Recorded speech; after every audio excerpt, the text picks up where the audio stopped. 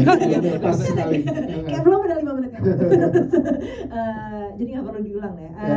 Kalau soal syuting di mana, kita syuting di Semarang, Surabaya, Yogyakarta, dan Ambarawa. Keseruan saat syuting yang bisa di-spill dari Keseruan saat syuting, saya syuting jujur agak stres. Karena pusing Mbak, bikin film periodik pusing. Banyak yang mesti dipikirin, tapi fun sih, maksudnya sangat excited. Ini pertama kalinya saya mungkin karena saya menulis skenario dan juga menyutradarai. Biasanya saya skenario kelar, terus udah saya buang tuh peran saya sebagai penulis skenario, terus saya jadi sutradara gitu. Tapi kali ini saya agak berbeda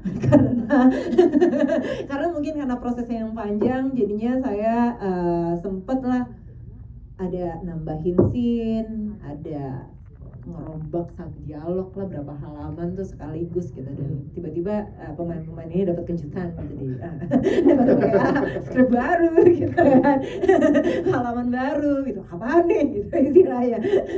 Lo kapan nulis ya Mol gitu, dan ya udah jadi karena jujur ada banyak hal yang mungkin inspiratif ya. Saya mungkin karena sudah bertambah umur juga, jadi mungkin lebih kadang jadi lebih mengobservasi gitu dan melihat dan mencoba bereaksi gitu dengan inspirasi yang terjadi di sana gitu kan.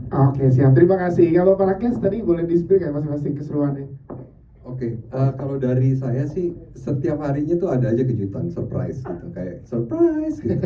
Yang kayak tadi Mbak Molly dikasih tahu gitu, ada pengembangan dari skrip gitu, karena Molly juga ngerespon gitu apa yang terjadi di set dan apa yang bisa dipergunakan. Tapi kami happy-nya di sini adalah saya pribadi, seluruh ensemble cast ini mempunyai energi yang sama dari sutradara juga. Jadi kita benar-benar kayak punya spirit yang sama, yuk kita selesaikan film ini dengan baik. Jadi kita semangat gitu, kita happy gitu, walaupun di depan ada aja gitu kejutannya. Adegan-adegannya juga bisa dibilang bukan adegan yang mudah ya, banyak sekali yang shot-shotnya itu lumayan panjang dan eksekusinya itu juga lumayan sulit, tapi kita happy. Yes, itu dia. Gitu, karena ya senang lah bisa bekerja sama di sini sama Ariel juga sama Jerome yang benar-benar membantu memberikan energi gitu untuk saya menghidupkan Isa, dan terima kasih juga buat Molly juga yang memberikan saya kesempatan untuk mengeksplor Isa sedemikian rupa. Siap, terima kasih Meksiko. Selanjutnya Ariel Tatum, dan juga boleh dijawab tadi gimana tuh proses latihan pegang senjata dan lain-lain. Iya, proses syuting sangat menyenangkan, bahkan dari awal mula kami mulai workshop pun udah energinya berasa sekali ya, bahwa kami semua sangat amat fokus dan mau memberikan segalanya dan lebih gitu, bahkan kalau bisa dikasih lebih kita kasih lebih gitu semuanya. Perkara senjata ya, kami melalui sebuah workshop juga, cuma yang lebih berat dari senjata adalah gendong Salim sepanjang sequence awal film, yang merupakan ide saya sendiri yang saya sesali. Karena itu lari-lari bershot-shot, bersin-sin berhari-hari, dan aku harus menggendong anakku si Arban yang luar biasa. Tapi ya itu adalah hal yang masuk akal yang menurut saya perlu dilakukan Fatima gitu. Fatima senang dengan keputusan itu, Ariel tidak. Tapi demi totalitas untuk Ariel Tatum masuk ke dalam Fatima, dilakukanlah hal itu. Gendong terus. Terima kasih Ariel Tatum. Kalau dari Jerome, ada nggak yang menyenangkan buat lo sama proses syuting yang bisa dibagikan? Banyak sih yang menyenangkan. Proses-prosesnya yang gue suka. Kita banyak workshop. Ada workshop, gue ikutan juga workshop biola. Kita melakukan proses reading, bahkan kita ada workshop intimacy. Oke. Dan itu menurut gue patut diterapkan di semua film di Indonesia yang mempunyakan adegan-adegan intimacy, dan itu juga sangat bagus sih, jadi jatuhnya kayak koreografi. Yes, itu ya. Terima kasih Jerome, terima kasih teman-teman cast. Selanjutnya silakan, ada di mana? Oke. Tekan dulu ya, tekan dulu. Iya. Iya, sebelah dulu biar nggak naik turun, silakan. Silakan. Aku Nuti dari Cinemax. Ini tertarik sama Kak Ariel yang jadi Fatima. Tadi kan ada idenya lagi, ada gendong. Itu dari idenya Kak Ariel. Terus ini kan dari novel yang lama, yang sastra gitu. Kira-kira apa lagi eksplorasinya supaya bisa relevan karakter perempuan dalam film ini untuk yang tontonan masa sekarang? Mungkin bisa di-share. Makasih. Terima kasih Mbak Nuti. Silakan Ariel. Terima kasih atas pertanyaannya. Iya, pada awal sebelum kami memulai proses workshop, aku kebetulan pertama kali membaca buku Jalan Tak Ada Ujung ini pas aku SMP. Jadi begitu ditawarin film ini, dikasih tahu akan adaptasi dari buku tersebut, aku membaca ulang lagi buku tersebut. Dan mungkin kalau teman-teman pernah baca juga, mungkin tahu bahwa karakter Fatimah di buku ini itu banyak sekali yang bisa kami explore ya Mbak Mol ya. Dan selama proses workshop itu kami berdua benar-benar diskusi terus-menerus apa aja layer-layer yang bisa kami tambahin untuk membantu menghidupkan karakter Fatimah ini, yang memang pada dasarnya juga menurut saya pribadi masih sangat relevan untuk disaksikan di era modern saat ini gitu. Karena menurut saya Fatimah ini di luar yang seperti tadi saya bilang ada naluriah keibuan di dalam dirinya, tapi juga ada banyak sekali unsur-unsur inspiratif di dalam diri dia, seperti resiliensinya, seperti dia mempunyai kebebasan. Aku merasa Fatimah itu sangat punya hubungan pernikahan yang cukup merdeka gitu bersama Isa, karena Fatimah selalu bisa punya kebebasan untuk membuat keputusan, untuk berbicara, untuk mengeluarkan pendapat Fatimah gitu. Jadi itu sih menurutku yang membuat Fatimah itu masih relevan di era modern ini gitu. Oke, siap. Terima kasih Ariel Tatum. Selanjutnya yang di atas tadi berdiri. Iya. Silakan. Sebutkan nama, dari mana, dan pertanyaannya. Selamat siang semua, terima kasih. Nama saya Ilham dari Cinema Fans. Terima kasih juga untuk sneak previewnya dan official posternya, bagus banget. Oke. Yang pertama untuk Mbak Molly, tadi kan sempat mention format layarnya menjadi 4:3 gitu. Kenapa nggak 16:9 atau yang lain gitu? Apakah format ini akan rilis versi IMAX? Terus penggunaan subtitle apakah hanya muncul saat penggunaan bahasa asing saja? Dan untuk para cast, siapa sih karakter atau tokoh yang menginspirasi kalian untuk menghidupkan karakter Isa, Hazil, dan juga Fatimah? Apakah dari karakter pahlawan Indonesia kah, ataukah dari tokoh-tokoh yang lain seperti film-film action sebelumnya yang menginspirasi seperti itu? Terima kasih. Siap, terima kasih. Mbak Molly silakan. Boleh pinjam mikrofonnya, Ariel boleh.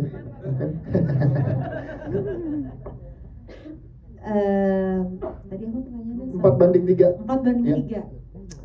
Kenapa 4:3? Jadi ini saya sempat sempat debat awalnya juga. Banyak yang kenapa 4:3 sih mau? Kenapa enggak? Ada macam-macam ya, mungkin kalau dari penonton awam cuma tahu 4:3 sama 16:9, tapi sebenarnya ada macam-macam. 4:3 ada yang lebaran dikit, atas bawahnya kelihatan, terus ada yang widescreen. Kalau Marlina tuh dulu lebar banget. Oh, iya. Nah itu jadi saya ini ingin fokus sama karakter-karakter di film ini gitu. Saya tahu ketika kita membuat sebuah film periodik, kadang-kadang saya sendiri juga ya, saya nggak bilang penonton doang, saya sendiri tuh pasti sibuk ngeliatin set itu, ngeliatin set ini, ngeliatin set itu gitu, maksud ngeliatin zaman dulu kayak apa gitu. Sudah jadinya mungkin saya jadi tidak sefokus itu sama karakter-karakternya. Jadi memang keputusan saya mengambil 4:3 itu adalah untuk memberikan fokus tersebut kepada untuk perasaan yang lebih dekat sama karakter-karakter utama di film ini. Jadi ada rasa, dan tadi kan kalau kita lihat 20 menit pertama ya, mungkin itu contoh yang sangat baik gitu, karena perspektifnya pindah-pindah kan, dari Isa ke Fatimah gitu, ke Hazil gitu, dan di situ kita selalu melihat treatment kamera yang cukup mirip gitu istilahnya gitu, nah steadicam kita ikutin, makanya tadi susah bikinnya koreografinya mumet. Cuman emang tapi salah satunya kalau seandainya itu saya bikin dengan format 16:9 widescreen, rasanya nanti jadi epic banget, rasanya jadi terlalu wah gitu istilahnya. Sedangkan saya ingin ada kesederhanaan di film ini, saya ingin ada keklasikan di film ini seperti kita menonton film lama. Rasanya nggak mau terlalu modern, jadi kurang lebih untuk membalance itu. Maaf ya jawabannya agak ribet agak. Gak apa-apa. Mungkin satu SKS sendiri. Bisa nanti kita. Terus penggunaan subtitle hanya di bahasa asing atau gimana? Ya. Rencananya nanti akan ada subtitle bahasa Inggris dan bahasa Indonesia di setiap bahasa asing yang Oke. ada. Ya. Oke, siap. Terima kasih Mbak Molly untuk jawabannya. Pak Rakes, boleh dijawab ada tokoh inspiratif nggak saat memerankan karakter masing-masing? Ya, kalau untuk tokoh Isa sendiri sebenarnya ya ini sebagai seorang aktor ini kan kita apa ya, kita mempunyai proses mencipta ya, kita mempunyai jadi kita dibebaskan gitu. Bagaimana menurut kamu gitu Isa itu seperti apa? Kalau menurut saya karena ini berdasarkan dari buku yang sudah ditulis oleh Pak Mokhtar Lubis juga saya juga baca untuk menguatkannya itu. Dan di sini saya berbicara langsung sama Molly, oh kalau misalnya Isa bikin seperti ini gimana? Molly memberikan kebebasan gitu. Jadi kami sama-sama membuat karakter Isa itu benar-benar dari scratch gitu. Jadi kita nggak ngelihat dari film manapun juga, tapi benar-benar pure kami bikin sendiri. Siap, terima kasih. Untuk mewakili yang lainnya juga atau ada jawaban lain silakan Ariel Tatum. Iya, kurang lebih aku sama seperti yang barusan Ciko jelaskan. Aku juga menambahkan beberapa unsur selain dari bukunya, juga melihat sosok-sosok pejuang perempuan di era tersebut ya. Tapi terutama banyak sekali diskusi Hajah Rangkayo Rasuna Said bersama Mas Haji Bong. Terus juga tentunya banyaklah perempuan-perempuan lain yang juga aku ambil kurang lebih unsur-unsur yang aku rasa bisa masuk akal untuk aku taruh di wadah si Fatimah ini yang penuh layer gitu. Oke, siap. Halo Jerome, silakan Jerome singkat. Kurang lebih sama interpretasi aku atas hasil dari naskah dan dari buku ditambah dengan orang-orang yang aku kenal secara pribadi itu diambil sedikit kasih lihat ke Mbak Molly, cocok udah. Gas, langsung ya. Siap, terima kasih jajaran Kes dan juga Mbak Molly. Terakhir satu lagi mungkin silakan boleh dikatakan. Ya gimana? Silakan dari Publicis boleh dibantu. Oke, Mas Jack ya, silakan Mas Jack. Oke. Selamat sore, saya Jack dari Media Indonesia. Saya mau tanya nih ke Mbak Molly, sebenarnya apa sih yang membedakan film perang kota dengan film-film periodik atau film-film sejarah Indonesia yang sebelumnya? Karena tadi Mbak Molly juga sempat mention menggabungkan set real dengan juga set extinction ya, yang ada SFX gitu segala macam. Nah, ini apakah juga ada kontribusi dari koproduksi dengan 7 negara yang ada di film ini gitu? Dan selanjutnya setelah dari Rotterdam kemarin dan sekarang di Indonesia, apakah juga akan ada chance untuk tayang atau distribusi di negara lain? Terima kasih. Oke, siap. Mbak Molly dulu silakan. Jadi tadi ini ya apa? Sorry ya.